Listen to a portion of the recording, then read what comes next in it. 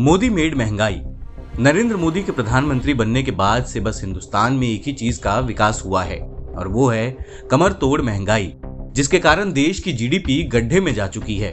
इस मसले पर वरिष्ठ कांग्रेस नेता पी चिदम्बरम ने मोदी सरकार की पोल खोल दी है। पी चिदम्बरम ने ट्वीट कर कहा, आरबीआई गवर्नर ने कहा कि देश में अस्वीकार्य रूप से महंगाई उच्च स्तर पर है। वित्त मंत्री ने कहा कि महंगाई विश्वव्यापी घटना है और सरकार इसे काबू कर रही है। इन दोनों ही बातों में कितना ज्यादा विरोधाभास है वो समझा जा सकता है और ये बताने के लिए काफी है कि मोदी सरकार महंगाई काबू करने को लेकर जरा भी गंभीर नहीं है। आरबीआई गवर्नर शक्तिकांत दास ने कहा था, वित्त वर्ष 2022-2023 में महंगाई दर को 6.7% पर बरकरार है, लेकिन अनिश्चितताएं बनी हुई हैं। उन्होंने वित्त वर्ष 2023 की दूसरी तिमाही में महंगाई दर 7.1% पर पहुंचने की संभावना जताई थी।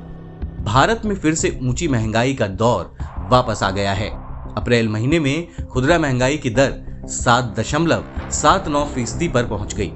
मई 2014 में प्रधानमंत्री नरेंद्र मोदी की पहली सरकार का गठन हुआ था। यह खुदरा महंगाई का उसके बाद से अब तक का सबसे ऊंचा स्तर है। इससे पहले मार्च महीने में खुदरा महंगाई की दर 6.95% पर थी। साल 2014 का लोकसभा चुनाव जीतने के बाद नरेंद्र मोदी ने 26 मई को प्रधानमंत्री पद की शपथ ली थी। उस समय खुदरा महंगाई की दर 8.33% थी। मई 2014 के बाद पहली बार अप्रैल 2022 में महंगाई की दर 8% के पास पहुंची है। महंगाई कम करने पर मोदी जी का जरा भी ध्यान नहीं है। उनको तो सिर्फ इस बात की चिंता है कि कैसे भी करके उनके मित्रों की जिंदगी बिना रोक टोक के चलती रहे और भाजपा के नेता और उन भक्तों को कोई कष्ट न पहुंचे। बेशक आम जनता को कितनी ही तकलीफें होती रहें, इस बात से नरेंद्र भाई को कोई मतलब नहीं है।